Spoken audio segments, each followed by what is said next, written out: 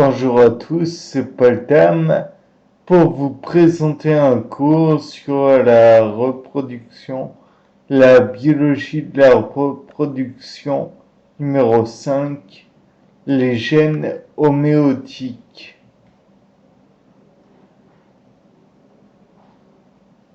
Donc tout d'abord,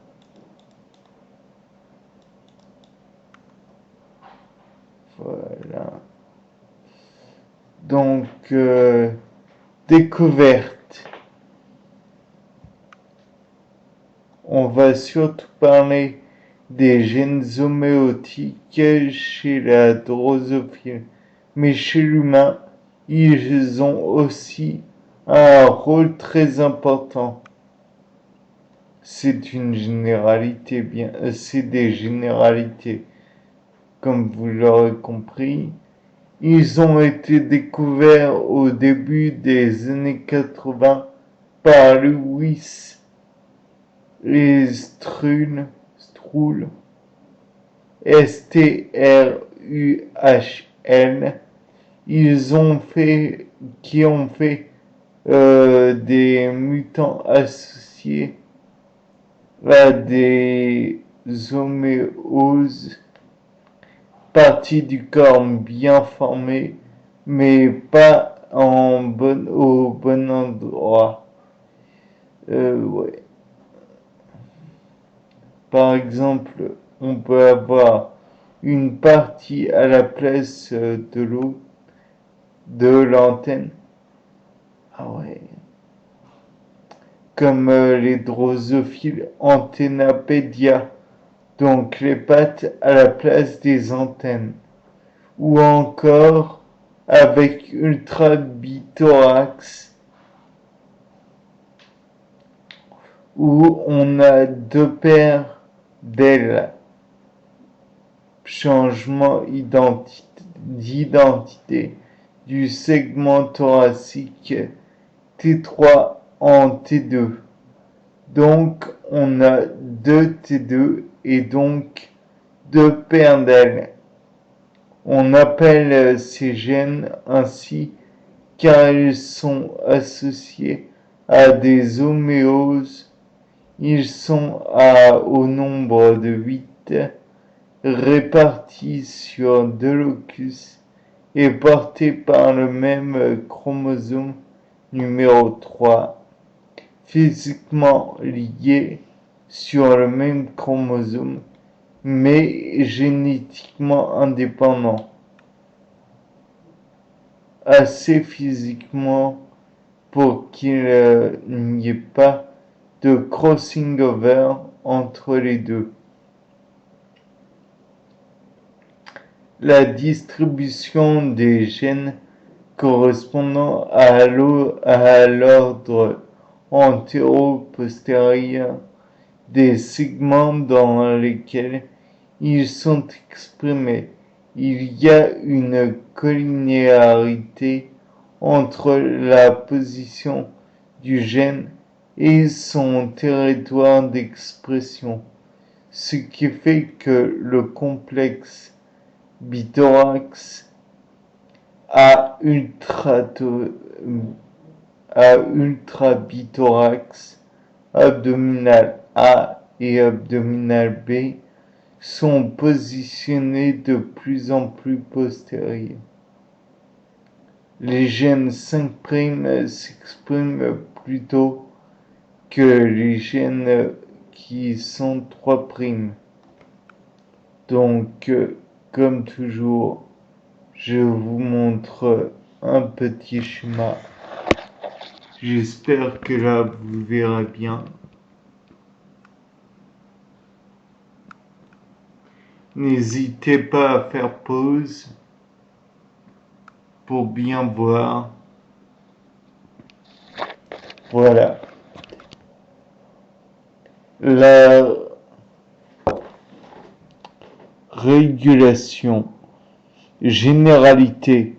On sait que le complexe bithorax est très étudié dans les modèles de régulation de gènes.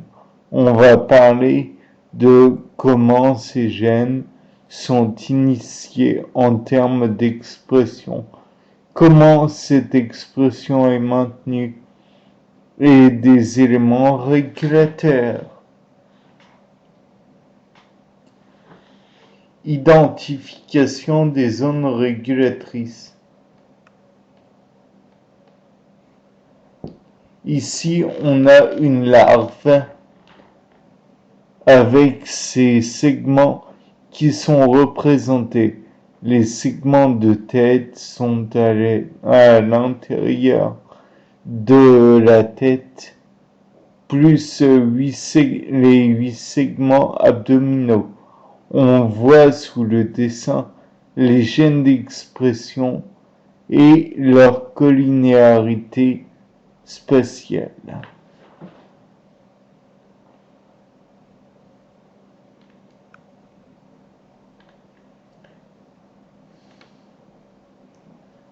Quand on a un mutant du complexe entier, donc des 3 gènes, on a une désorganisation complète de l'embryon, ce qui fait qu'on n'a que des segments T2. Le fait que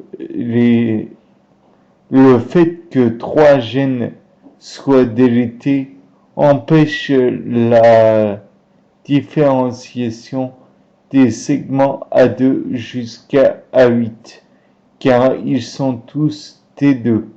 On a donc 9 segments atteints alors qu'on n'a que 3 gènes de mutés. Pour les chercheurs, cela était un paradoxe. Quelque chose était bizarre. Comment 3 gènes peuvent spécifier 9 segments? On a pu répondre à cette question grâce à une lignée Enhancer-Trap.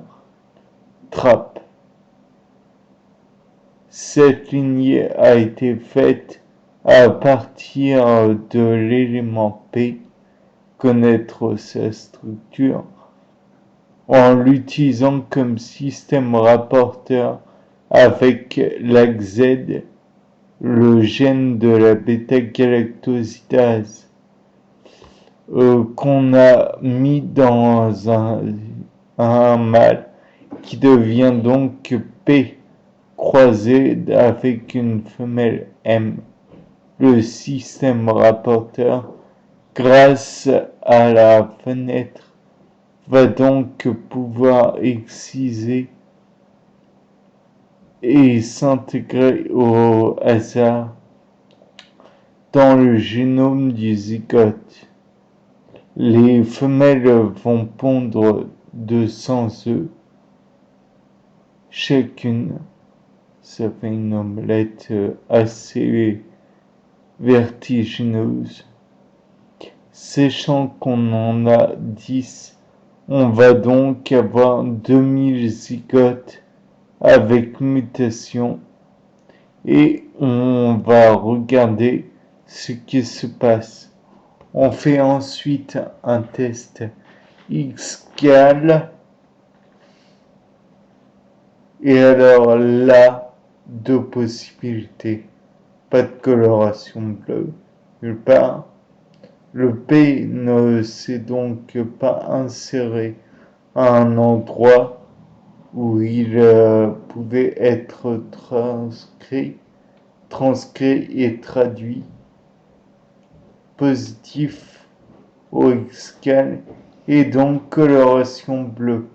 On va donc regarder, et ce à plusieurs stades de développement, si on révèle X-cal dans un territoire bien particulier. Ça veut dire que notre montage s'est placé derrière le promoteur d'un gène codant pour une partie du corps, ou tout du moins à proximité d'éléments régulateurs Cela se fait grâce aux enhancers liés à ce promoteur, d'où le nom enhancer trap. Gène rapporteur dont le produit est facilement détectable, comme par exemple LAGZ, qui code, comme je l'ai dit précédemment, pour la bêta-galactosidase, qui est capable de transformer du X-gal en galactose, un produit chromophore bleu. On trouve aussi de la GFP qui est fluorescent vert, Green Fluorescence Protein, lorsque elle est excitée aux UV. Elle provient d'une méduse, ou encore la luciférase, Lucifer porteur de lumière, je vous rappelle, qui émet de la lumière en présence de luciférine. Elle provient des lucioles. Grâce à ces lignées, on a pu déterminer 9 régions régulatrices de nos gènes, 4 régions pour abdominal B en vert. Donc, c'est cette partie-là, la petite partie de l'insecte qui est représentée. 3 régions pour abdominal A en bleu et 2 régions pour ultrabithorax en rouge. Donc, comme vous voyez,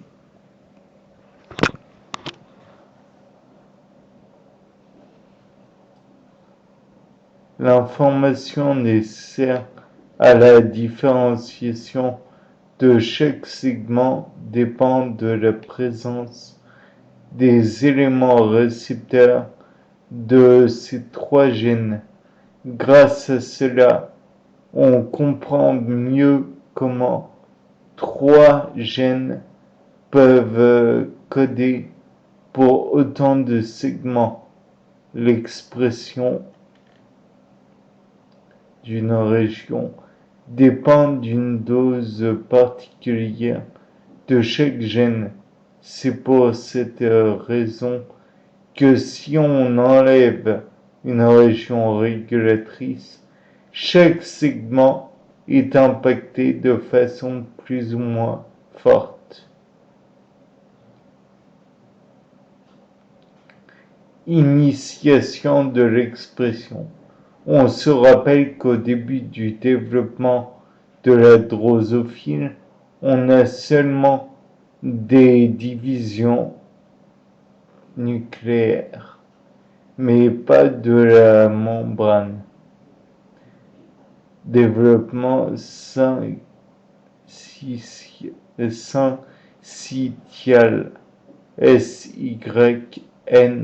SYNCITIAL. Ensuite, la plupart des noyaux vont à la périphérie de l'embryon, puis enfin on a formation des membranes. On a aussi vu que dès le stade syncytial, on a déjà une polarité dorso-ventrale de l'embryon grâce à la protéine dorsale. Dans les gamètes femelles, les cellules nourricières déversent beaucoup d'ARN et de protéines à l'ovocyte en formation. Ces ARN restent stockés dans le cytoplasme jusqu'à la fécondation qui va avoir pour effet de déclencher la traduction de ces ARNM. Parmi les gènes très précoces, dits à effet maternel, on trouve bicoïde, BICOI,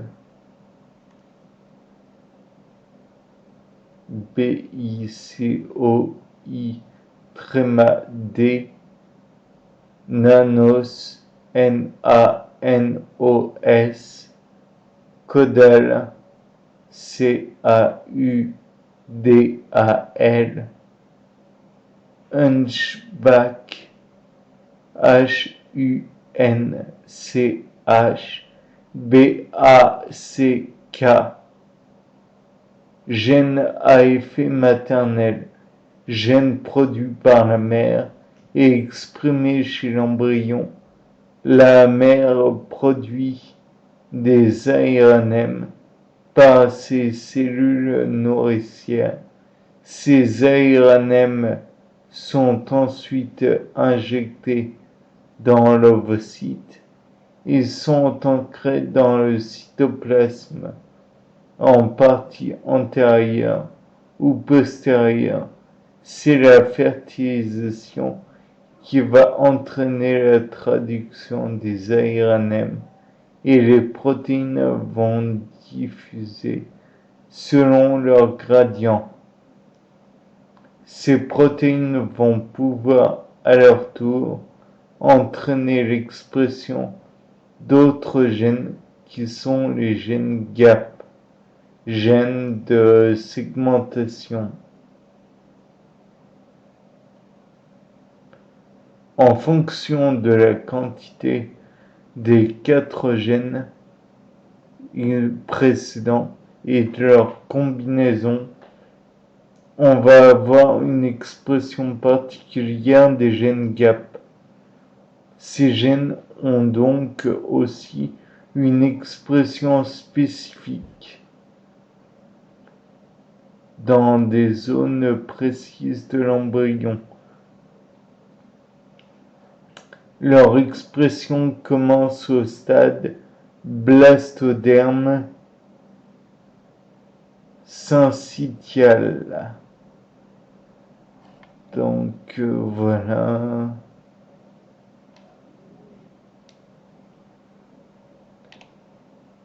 Les gènes GAP entraînent les gènes PAIR, RULE,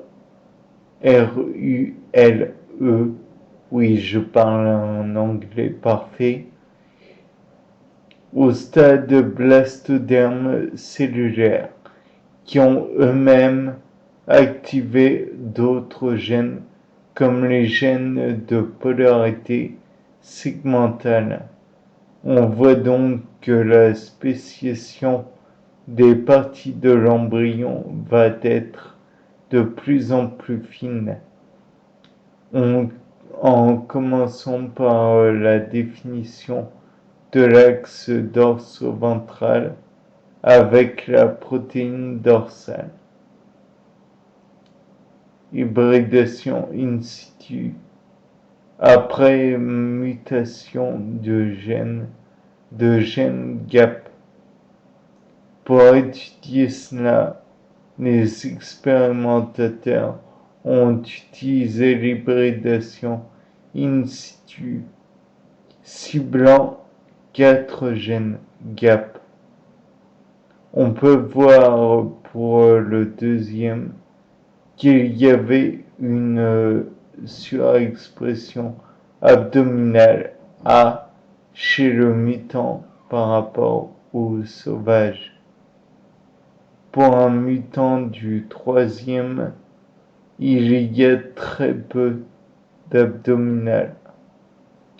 Donc sa fonction est requise dans une bonne expression d'abdominal B et qu'on a un décalage d'expression pour abdominal B.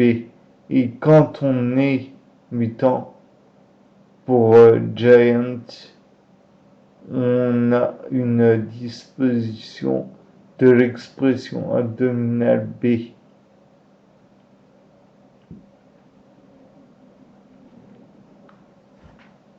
L'hybridation in situ permet de détecter l'ARN M grâce à une sonde qui est complémentaire à l'ARN cible. Cette sonde est marquée pour qu'on puisse la détecter, souvent avec un pouvoir faire avec un radioélément, phosphore 32. On peut aussi utiliser un nucléotide qui est couplé à un antigène pour pouvoir faire la détection avec un anticorps dirigé contre cet antigène. L'immunohistochimie permet de détecter les protéines avec des anticorps. Nous passons maintenant au maintien de l'expression.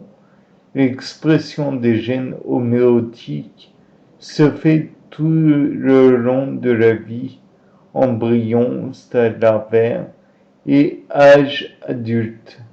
La question c'est comment est maintenue l'expression de ces gènes alors que les gènes GAP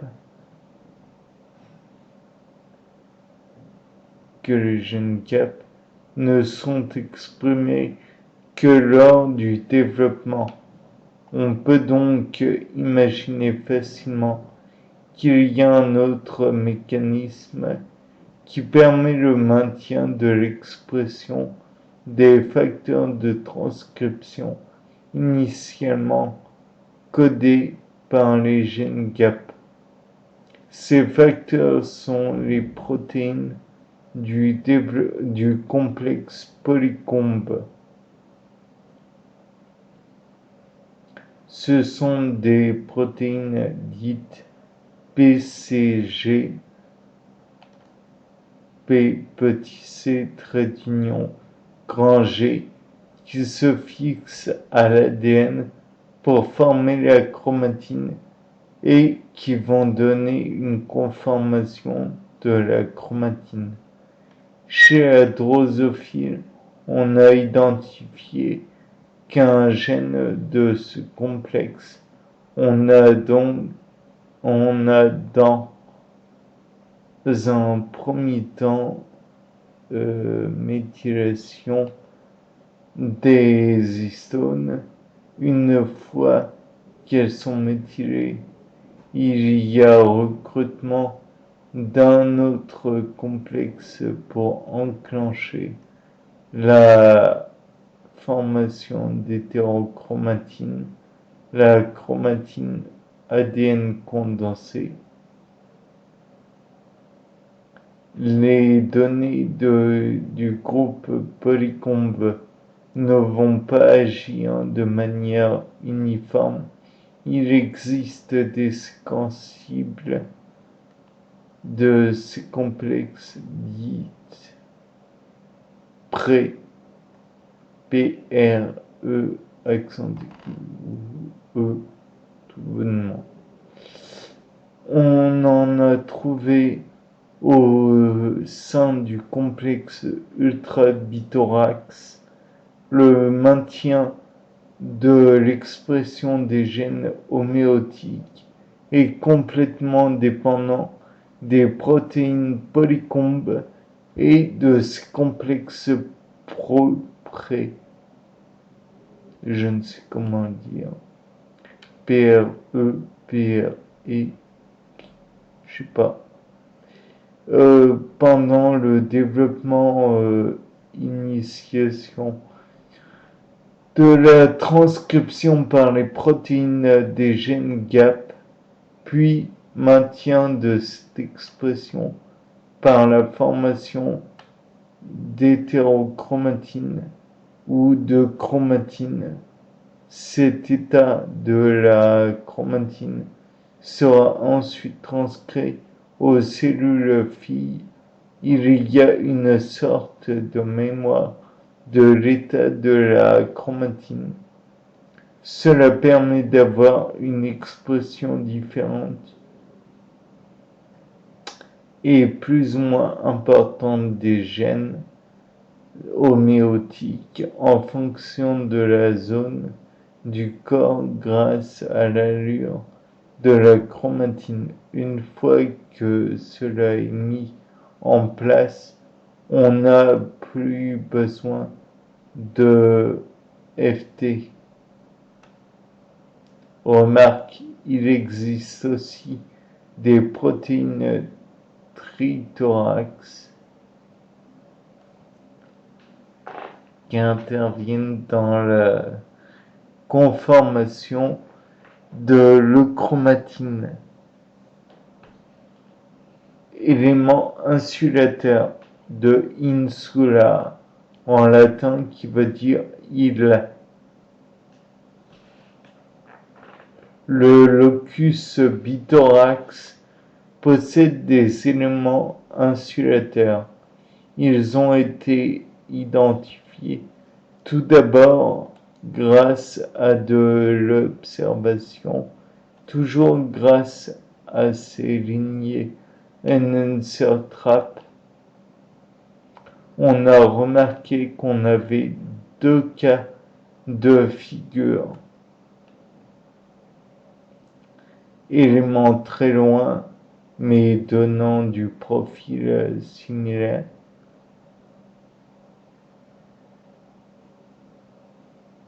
Éléments très proches, donnant des profils d'expression différents. Les chercheurs ont alors posé l'hypothèse qu'il y avait une frontière entre deux éléments régulateurs proches qui donnent des profils d'expression différents. Pour vérifier cela, ils ont mené les expériences suivantes. Premièrement, ils se sont intéressés à abdominal B. Ils ont alors remarqué une séquence particulière qui, lorsqu'elle est modélisée, forme une structure tige-boucle dite Fab7. Ils se sont alors demandé si ceci ne pouvait pas être cette fameuse frontière. Pour le vérifier, ils ont construit une lignée transgénique faite de deux systèmes rapporteurs, White et LAGZ. Au milieu de ces deux promoteurs, ils ont soit inséré Fab7, soit une séquence au hasard. Ils ont alors pu observer ces résultats.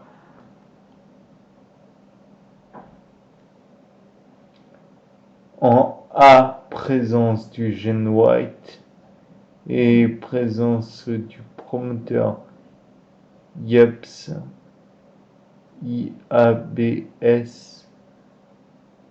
et H1, il y a une séquence quelconque entre les deux.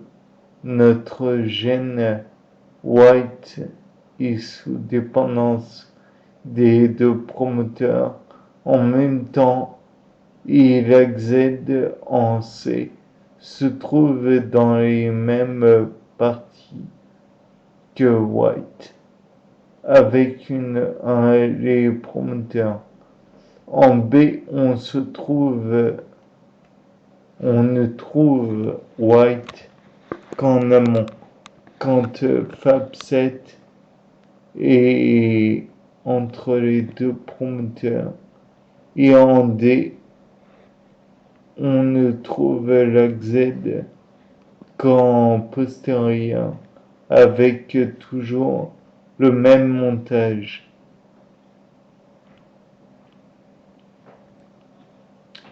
Fab7 a donc bien un rôle insulateur entre un gène et un autre, je suppose, voire de régions régulatrices. On connaît trois insulateurs, MCP, Fab7, Fab8. Donc voici les A, B et C et D. Donc voyez, si vous avez besoin de faire marche arrière pour avoir ça en même temps. Donc voilà. Autre régulateur, on retrouve les ARN non codants comme les micro-ARN. Ils sont codés par des gènes du génome. Ils sont transcrits, mais ils ne sont pas traduits. Ils sont pris en charge par le complexe Broca pour cliver les parties 5' et 3' pour en avoir qu'un ARN en structure tige boucle. Il va ensuite dans le cytoplasme pour être pris en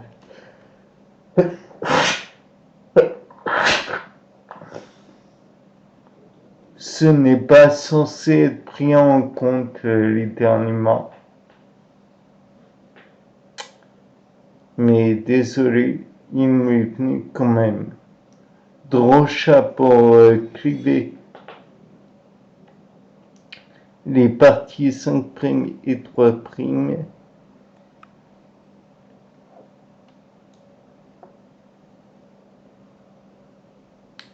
Pour n'avoir qu'un ARN en structure tige boucle, il va ensuite dans le cytoplasme pour être pris en charge par le complexe Dicer, DICER. Un micro-ARN peut cibler plusieurs ARN impliqués dans la même fonction et un gène peut être la cible de plusieurs micro-ARN. 100% de l'hybridation, destruction ARNM, hybridation partielle. C'est tout pour aujourd'hui. Merci de votre écoute.